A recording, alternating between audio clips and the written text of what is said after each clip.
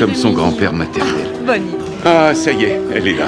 Ma femme Ça va? Kate. Toby nous montrait les photos de votre fils. Qu'est-ce qu'il est mignon, ce petit. Oh, c'est très gentil. On a de la chance. Il paraît qu'on n'a pas le droit de le rendre. Oui, on a... C'est la première fois que Kate accompagne son mari Toby à un événement professionnel. Mais elle n'est pas du tout contente, car Toby a réussi à perdre du poids en secret.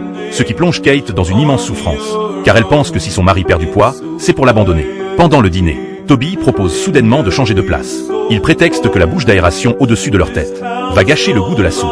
Il dissimule soigneusement ses vraies préoccupations derrière ce mensonge. En fait, il demande ça parce que je pourrais pas rentrer. C'est trop étroit. Et oui, on se croirait au cinéma. Ce film peut comporter des scènes gênantes.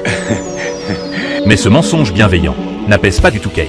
Au contraire, elle sombre instantanément dans la panique. De retour à la maison, Kate ordonne directement à Toby d'enlever sa chemise. Quand elle voit de ses propres yeux le corps musclé et ferme de son mari, elle ne peut plus contenir ses émotions qui explosent complètement. Kate demande des comptes à Toby sur sa perte de poids secrète.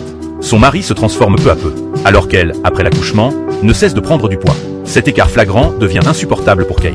Toby s'empresse d'expliquer. Il a failli mourir d'une crise cardiaque causée par son obésité. Et leur fils est né aveugle.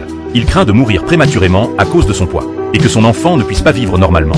Sa vie va être assez compliquée comme ça. Pas la peine que son père meure brutalement pendant qu'il est en train de faire ses lacets. Alors que sa mère peut mourir. C'est pas ce que j'ai dit. Mais à cet instant, Kate n'entend plus du tout les raisons de Toby.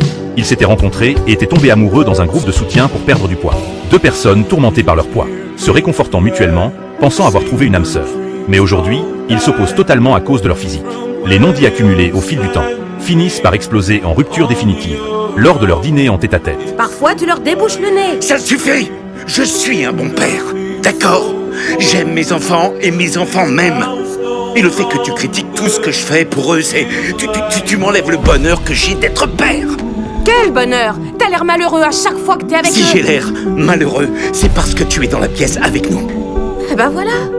C'est terminé, Toby.